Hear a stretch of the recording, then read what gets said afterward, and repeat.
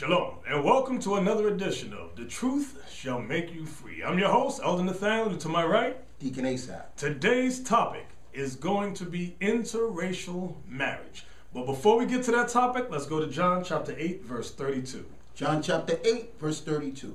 And ye shall know the truth, and the truth shall make you free. So black man, Latin woman, and black woman, if you want the truth, you must humble yourselves and acknowledge that you are the biblical Israelites, okay? From there, let's go to Deuteronomy chapter 7, verse 3 and 4.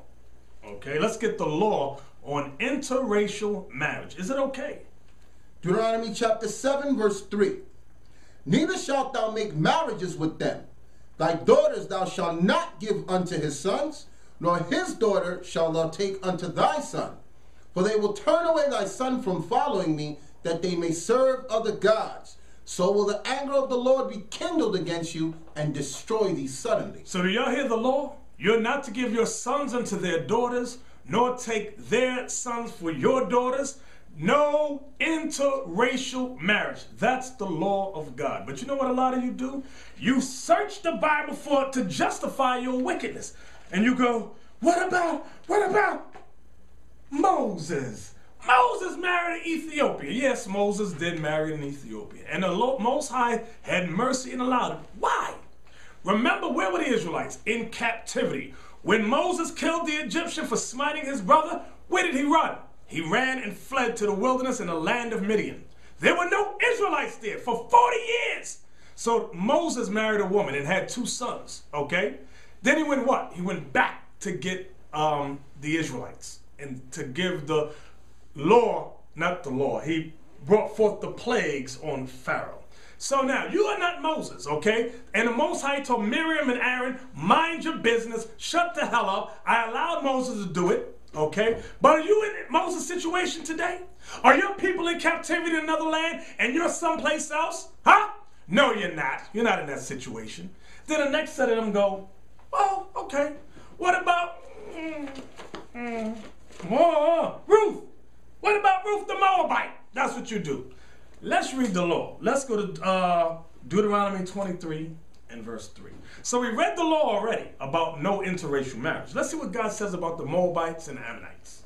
Deuteronomy chapter 23, verse 3. An Ammonite or a Moabite shall not enter into the congregation of the Lord. Even to their 10th generation shall they not enter into the congregation of the Lord forever. Now, your question first and foremost may be, how do you know the Ammonites are the Japanese and the Moabites are the Chinese? When you read Genesis, okay, the history of Sodom and Gomorrah, when the Most High destroyed 5 cities, okay, with meteors came down, destroyed the place, right. Okay, you had Lot in a cave with his 2 daughters, okay, remember his wife was turned to a pillar of salt. His 2 daughters said, listen, everybody is dead. They thought everybody was wiped out, okay, they said, let's get them drunk. Let's get them drunk. And lay with them. And lay with them, exactly. Thank you. That's what happened. So then, what happens when a daughter has sex with her father and brings forth children? What is the popular medical terminology? It's called what? Mongoloidism or Down syndrome. When your eyes, you get that funny look in your eyes, okay? That pushed in face, exactly. Those slanting eyes. They all got, when you look at them, they all got that. Those same features. Same features, the flat face, the eyes is chinked out, right. Okay? So one son became the father of the Japanese, that was Ammon. The other son became the father of the Chinese, that was Moab, okay? Now when you read in Ezekiel, it tells you that, I'm going to throw this in there, it says that Nebuchadnezzar took the children of Moab to the east. And remember, Babylon was already in the east, so when it said the east, it meant further east, okay? So that's where you got your Chinese and your Japanese. Now, from there, so we got the 2 laws, right? We got the law, no interracial marriage, and we got the law about Moab and Ammon, that they shall not enter the congregation unto the 10th generation forever. So now, let's go to Judges chapter 21. We're going to hit the book of Ruth now. But before we get there, remember, the book before Ruth is the book of Judges. Now, my question to you is this. Were the Israelites keeping the laws of the Most High by the time you get to the book of Ruth? When you read through the book of Judges? Let's read Judges 21, verse 25. Judges chapter 21, verse 25. Watch this. In those days there was no king in Israel. Every man did that which was right in his own eyes. Read it again. In those days there was no king in Israel. Every man did that which was right in his own eyes. Every man did that which was right in his own eyes, not according to the laws of the Most High. So the Israelites were not following the laws of the Most High. Understand that. Now that leads us to the book of Ruth. Ruth, we want chapter 1. Read verse 1 through 6 for us. Ruth chapter 1, verse 1. Now it came to pass in the days when the judges ruled that there was a famine in the land, and a certain man of Bethlehem, Judah. Now the Most High brought a famine in the land. Why? Because Israel was sinning. Why? Because every man did that which was right in his own eyes. Come on. And a certain man of Bethlehem, Judah, went to sojourn in the country of Moab. He went into the country of Moab. He and his wife and his 2 sons. And his 2 sons, his wife and his 2 sons. And the name of the man was Elimelech, and the name of his wife Naomi. And the name of his 2 sons Mahlon and Chilion, Ephrathites of the Bethlehem, Judah. And they came into the country of Moab and continued there. And Elimelech, Naomi's husband, died. So Naomi's husband died. Go ahead. And she was left and her 2 sons. And her 2 sons what? And she was left and her 2 sons. And they took them wives of the women of Moab. Oh, the 2 sons took wives of the women of Moab. Now, we already read the law. No interracial marriage. Don't give their sons to your daughters or vice versa. And it said, Moab and Ammon shall not enter the congregation of the Lord until the 10th generation forever. So why did these 2 brothers now marry women of Moab? Because Judges 21 verse 25, read that again for us. In those days there was no king in Israel. Every man did that which was right in his own eyes. So now get back to the marriage. And they took them wives of the women of Moab. The name of one was Orpah, and the other name of the other was Ruth. Now what verse is that? That was 4. Read down to 6. And they dwelled there about 10 years. And Mahlon and Chilion died also. So the 2 husbands, God killed them. They were put to death. They died. Okay, the 2 men died. Go ahead. Both of them. And the woman was left of her 2 sons and her husband. Then she arose with her daughters-in-law that she might return from the country of Moab. So Naomi got up that she wanted to return. She wanted to leave the land of Moab. Go ahead. For she had heard in the country of Moab how that the Lord had visited his people in giving them bread. So the Lord was having mercy on Israel again and giving them bread. So she wanted to return to Israel. Go to chapter 4. I'm jumping ahead. Many of you know the history. One daughter left and Ruth stayed with Naomi. Okay? We want Ruth chapter 4 and verse 10. Now, I'm going to sum it all up to you. Naomi said, why don't you go back to your own people? Ruth said, no, let your people be my people. Let your God be my God. She said, I want to stay with you, Naomi. They go back to the land. And what happened? Deuteronomy 4 and 10, please. Ruth chapter 4, verse 10. Go ahead. Moreover, Ruth and the Moabitess, the wife of Mahlon, have I purchased to be my wife. So stop right there. Now this is Boaz speaking. Boaz the Israelite, okay? He purchased Ruth the Moabite to be his wife. Now when you read this whole story there, we don't have all day to read it, but read it on your own. It said one of the closest of kin to Ruth's husband did not want her. Remember, the 2 sons died. So one of the daughter-in-law of Naomi left.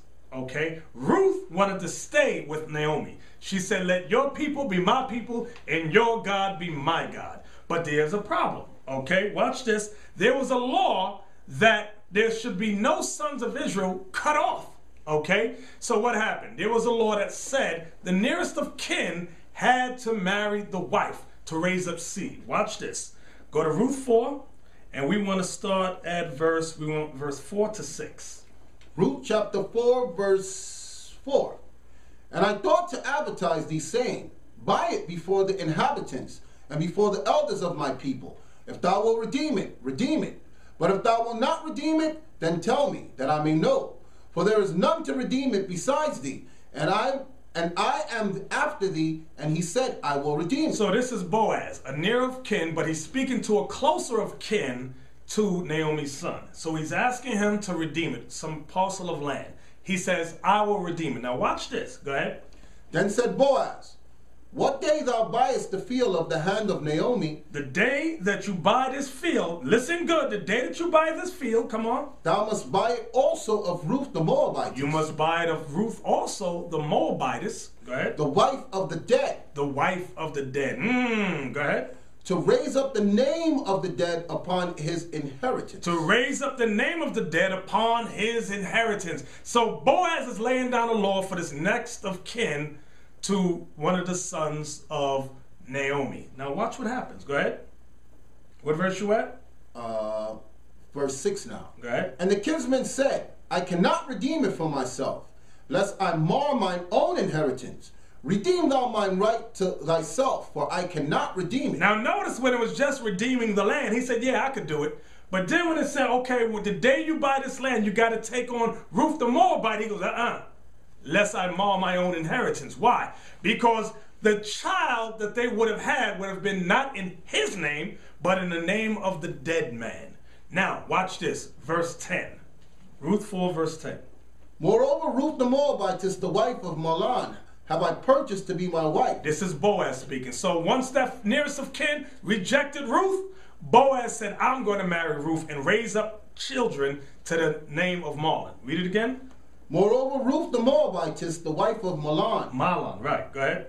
have I purchased to be my wife, to raise up the name of the dead upon his inheritance, that the name of the dead be not cut off from among his brethren. That the name of the dead be not cut off from amongst his brethren. Go ahead. And from the gate of his place ye are witnesses this day. Now, watch this. What's the law that he's talking about? Get Deuteronomy 25, verse 5 and 6. What law is Boaz speaking of in Ruth, the 4th chapter? This is what a lot of you don't understand.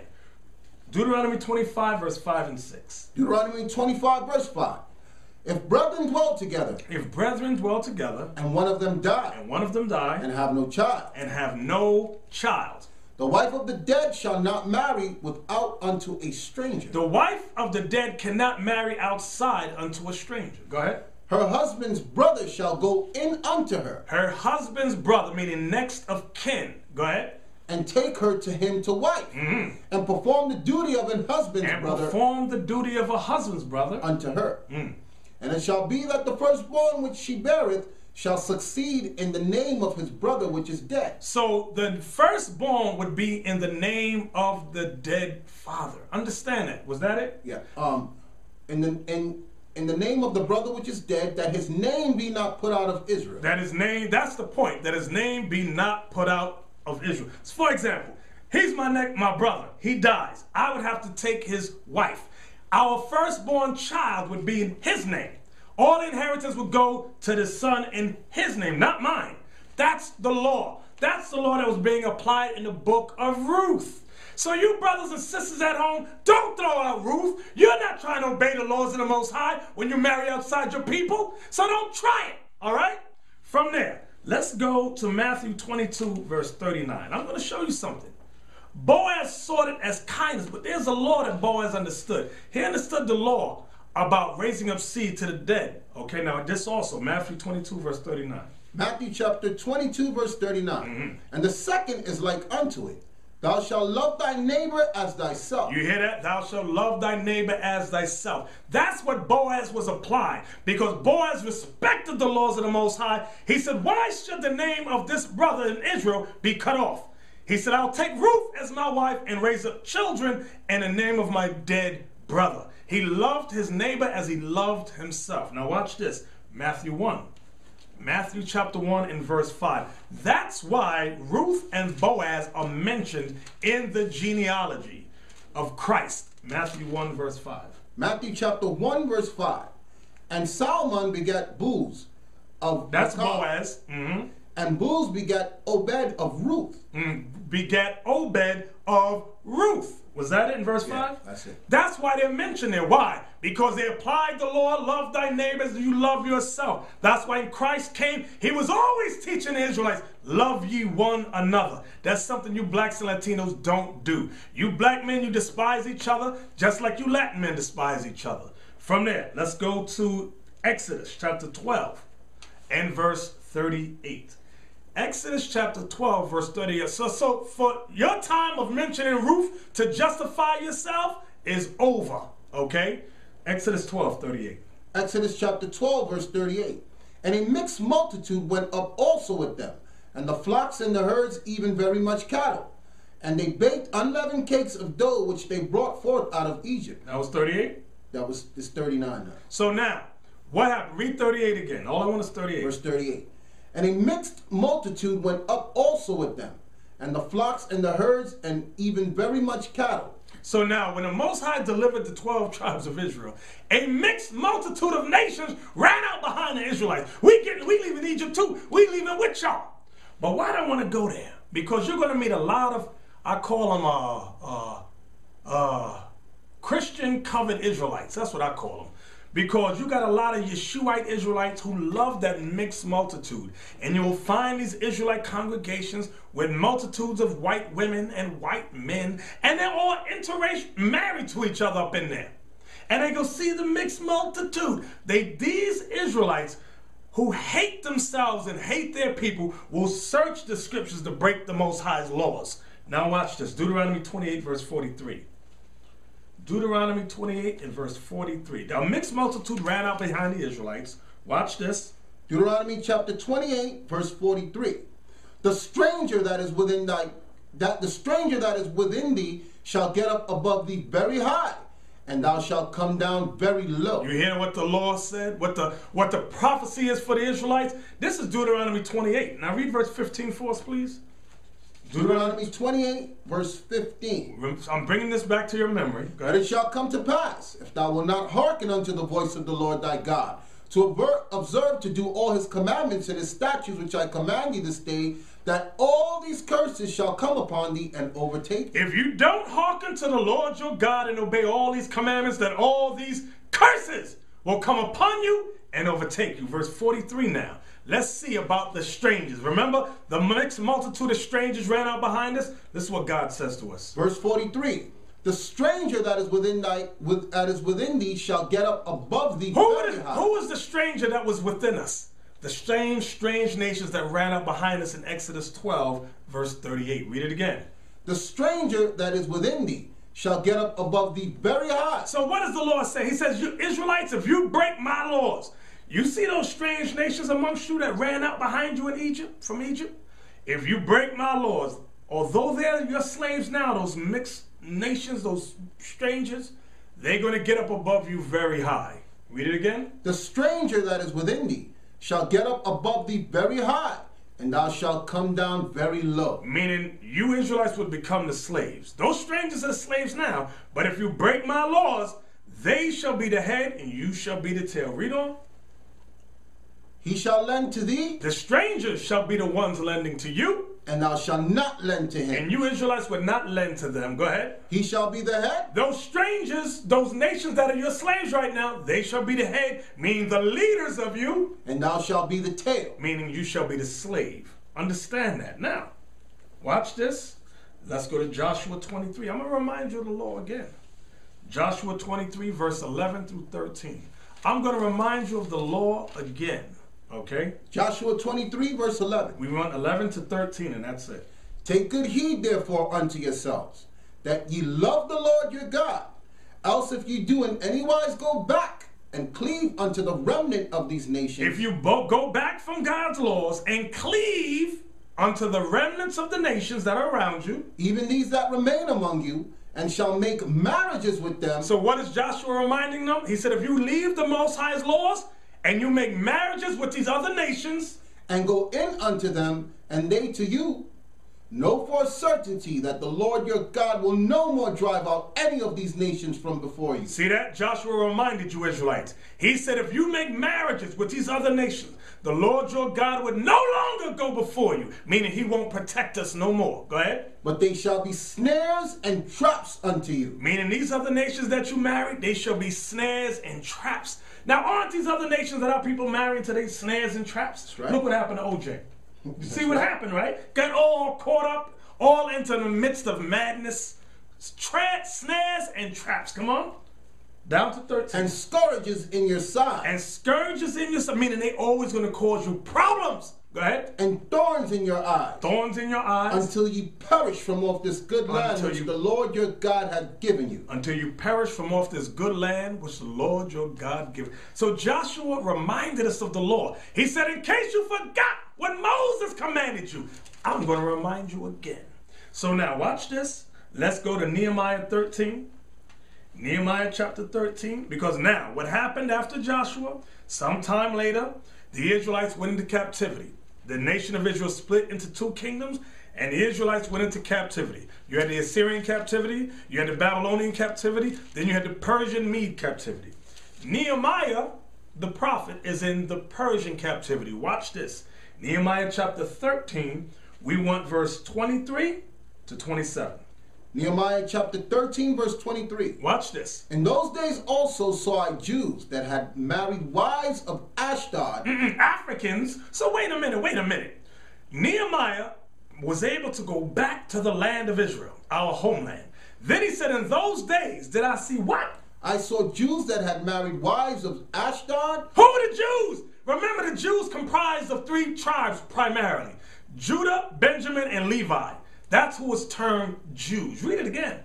In those days, I saw Jews that had married wives of Ashdod. They married wives of Ashdod, Africans. Of Ammon. And Japanese. We already read the law earlier about not to be with them. Right. Go ahead. Of Ammon and of Moab. Moab, the Chinese. Go ahead. And their children spake half in the speech of Ashdod. And their children, when Nehemiah looked at their kids, he said their kids speak in the half in the language of what? Ashdod. And could not speak in the Jews' language. And could not speak Hebrew. So what was happening?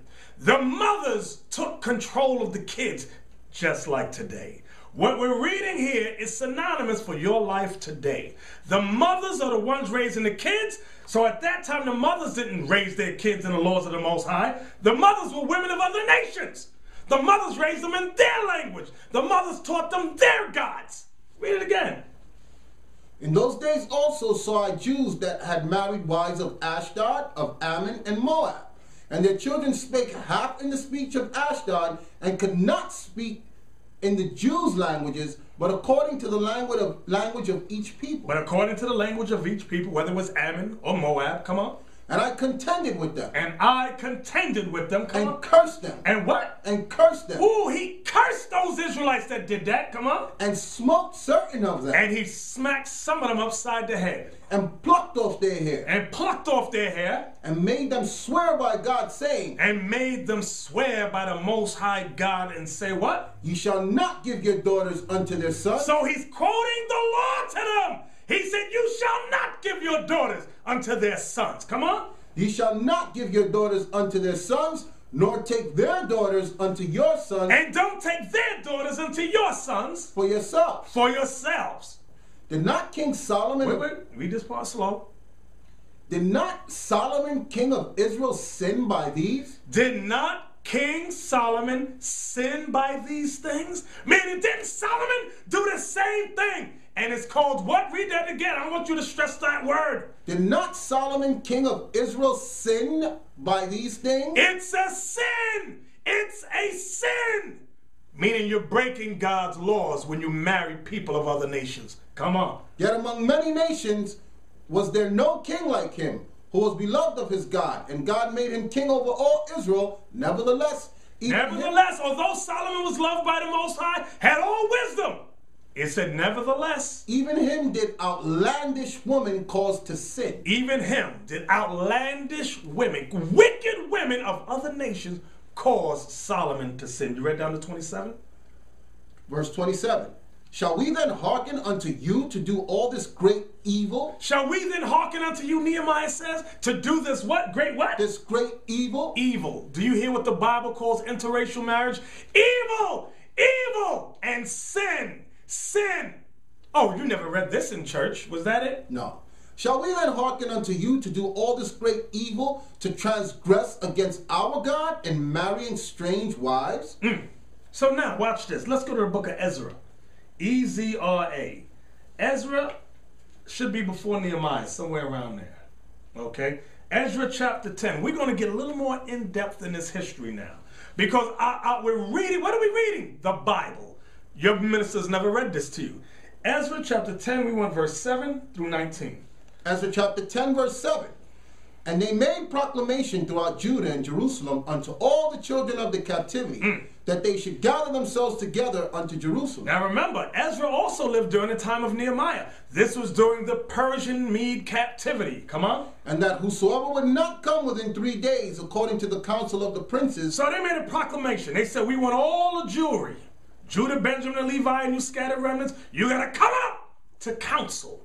And whoever would not come up in 3 days, come on. According to the counsel of the princes and the elders, all his substance should be forfeited. He said, whatever land you got, this is Ezra, the high priest. Ezra said, whatever land you got, whatever you own shall be forfeited you if you don't come up to council. Come on. And himself separated from the congregation. And yourself shall be separated, meaning put out, banished. Go ahead. Of those that had been carried away. Come on. Then all the men of Judah and Benjamin gathered themselves together unto Jerusalem within 3 days. In 3 days, Judah and Benjamin gathered themselves together. It was the 9th month, on the 20th day of the month. It was the 9th month, on what day? On the 20th day of the month. Come on. And all the people sat in the street in the house of God, trembling because of this matter, and for the great rain. So it was raining, and all the people were trembling because of this great matter. Come on. And Ezra the priest stood up and said unto them, Ye have transgressed, and have taken strange wives. So now you see what the council's about. Read that part again.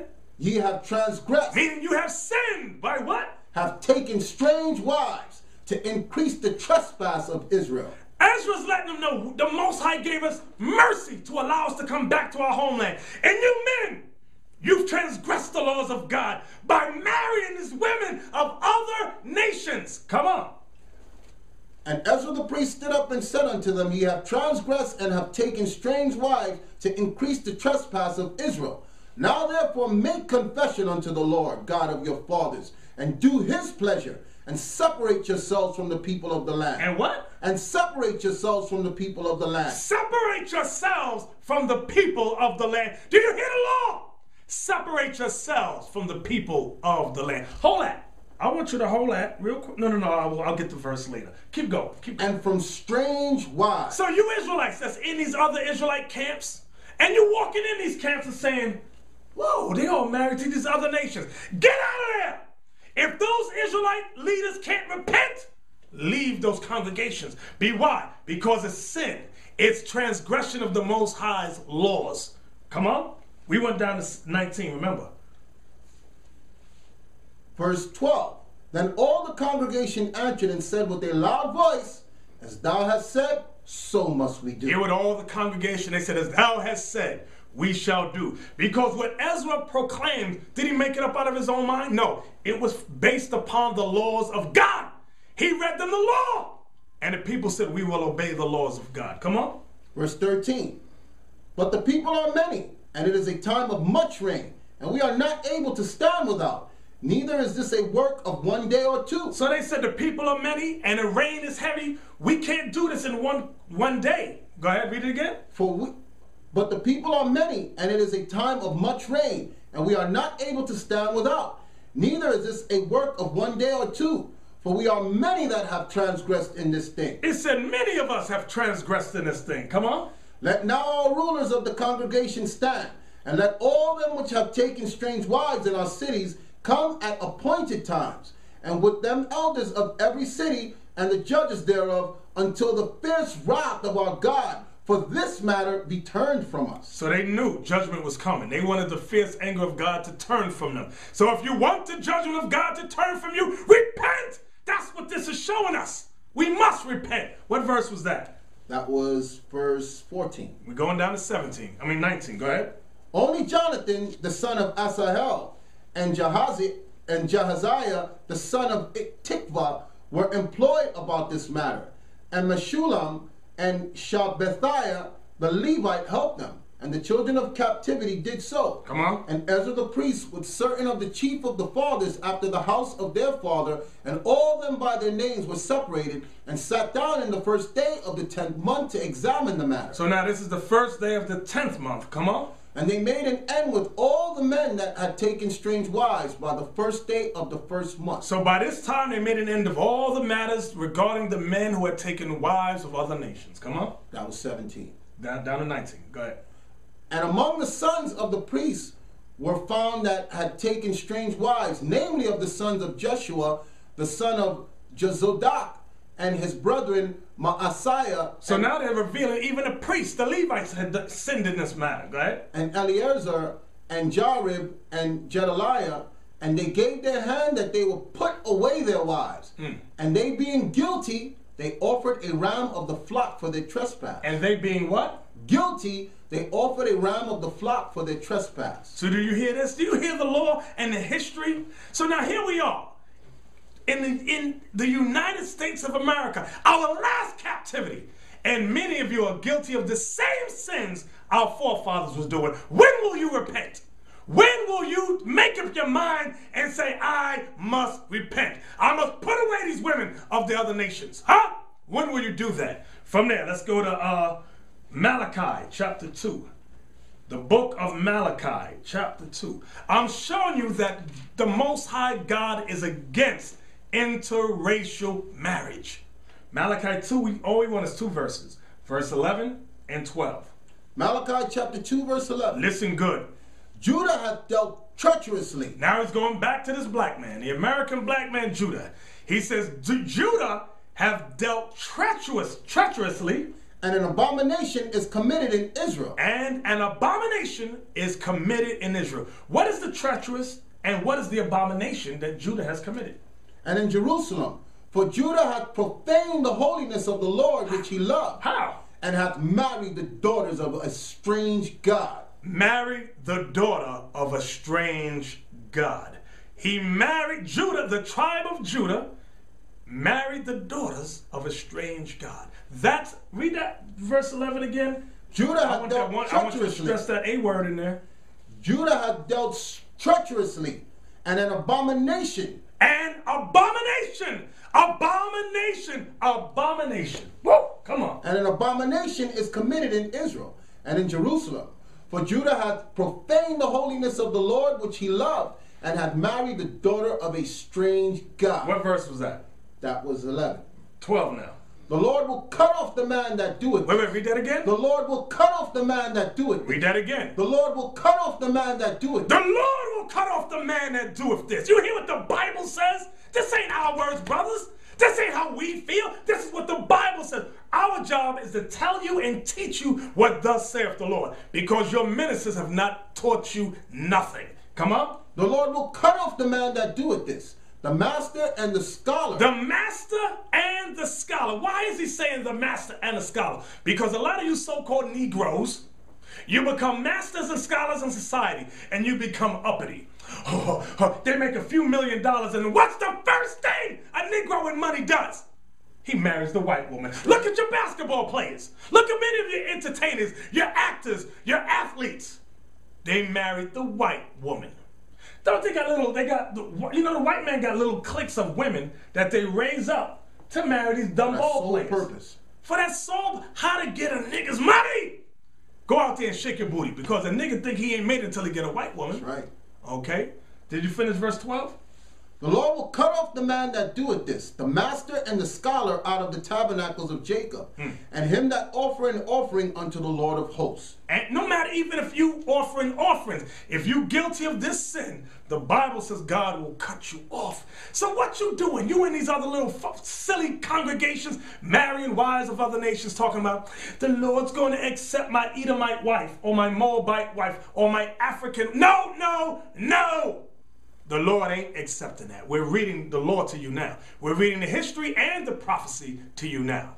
From there, let's go to Tobit in the Apocrypha, the book of Tobit, chapter 4. We want verse 12 and 13. Okay? So now, you know the only thing that the man has up on a woman?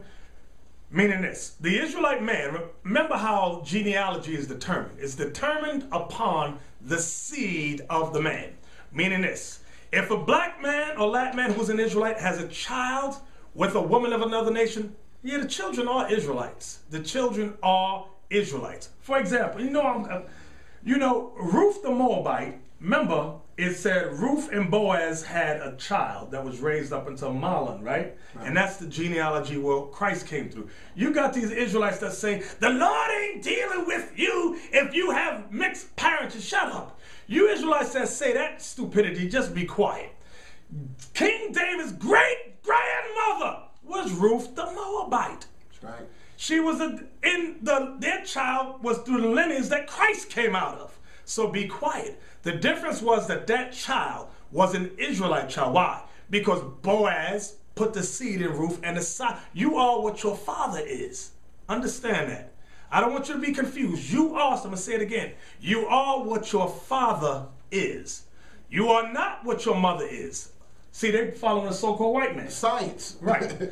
Remember, no, you can get an orange seed and put it any place all over the earth. What kind of tree is going to grow up? An orange tree. Right. Whether it's an apple seed, whatever the seed is, that's what the tree is going to become. So the man puts the seed in the woman. So whatever that man is, that's what that child shall be. Some of you better thank the Lord your father was Negro. A lot of you are ashamed. Huh? Oh, my father is black. You better thank the Most High God. Because if your father's any other race, you finished. And then growing up, you hear those that they're so excited that they're mixed. I'm half this, I'm half that. There's no mixing with the Most High. Thank you. Exactly. It's what the seed of your father is. There's no such thing as mixed with God. Exactly. Because that means David was half Chinese. No, David wasn't half Chinese. David wasn't half Moabite. There's no halvesies in the Bible. Exactly. You are what your father is. Now, Tobit 4, we want verse... No, Tobit 4, before I forget the thought, verse 12 and 13. Because remember, we got to talk about the woman next. Go ahead. Tobit chapter 4, verse 12. Beware of all whoredom, my son. Beware of all whoredom. What's he talking about whoredom? What's this? Go ahead. And chiefly take a wife of the seed of thy father. Take a wife of what? Of the seed of thy father. Of the seed of thy fathers. Come on. And take not a strange woman to wife. And take not a strange woman to wife. Which is not of thy father's tribe. Which is not of thy father's tribe. Come on. For we are the children of the prophets. For we, you blacks and Latinos, you are the children of the prophets. Come on. Noah, Abraham, Isaac, and Jacob. Noah, Abraham, Isaac, and Jacob. Go ahead. Remember, my son, that our fathers from the beginning, even that they all married wives of their own kindred. They married wives of their own kindred. This was even before Noah, Abraham, Isaac, and Jacob was before Israel became a nation. But they married women of their own kinsfolk. Go ahead. And were all blessed in their children, and their seed shall inherit the land. Their seed shall inherit the land. Watch this. Now therefore, my son, watch it. Love thy brethren. Love your brethren. That's what a lot of our people don't do. And despise not in thy heart thy brethren, the son of thy daughters of thy people. Writer-producer Theron Cal says he's on a mission to help black folks. He says black folks are filled with self-hate. Melody Cochran is the daughter of the famed attorney Johnny L. Cochran. Her lifestyle includes relationships and activities that, according to Theron, makes her a sellout. Please welcome Theron Cal and Melody Cochran. Now that is like a very aggressive statement to start off with you. Do you know this woman to call her a sellout? No, I've never met her. What is a sellout? So why is my definition of a sellout is somebody who's black, who's harming or hurting other blacks, and someone who's black who dates and or marries non-blacks. So what category does Melody fall under for you to call her a sellout? Well, I don't know, but if she's dating outside of her race, then she would fall into category number 2. Okay, but I guess the question I'm asking is, apparently from the information we got, you feel the lifestyle that she is participating in makes her a sellout. Absolutely. So I'm trying to get to the point of what about her lifestyle have you categorized as selling out? Usually when somebody sells out in terms of dating, interracial dating, usually what's going on is there's 3 things that go on. 1, they don't like being black. 2, they're not too comfortable with themselves. Now, is this your own opinion, or how did you get... And 3, they basically would prefer white culture. Okay. Okay. So what do you base this on? Is this your own personal? This is the research. You know, in doing the Sellout Diaries, we did a lot of research. We talked to a lot of people. I've been on this planet for 30-some-odd years. And, I mean, it's common sense. I mean, people avoid what they don't like. They gravitate towards what they like. You're right? So we don't go out and you know, eat things we don't like. We don't hang around people we don't like. And when you choose to exclusively date outside of your race, I mean, you don't have to do an extensive study to figure out what's going on. She's avoiding black men because she doesn't like them. I mean, we can be honest. Now, Theron, what if you like a little variety? That's okay. You can sell out and then come back home, and that's all. We don't have a problem with that. So is this only for black culture or for all? Okay. With dating outside of my race. Okay, would you tell the truth? You don't like black people. You don't like black men. Just tell the truth. It's okay. Nothing wrong with it. But wouldn't you date black men if you liked them? Read that part again.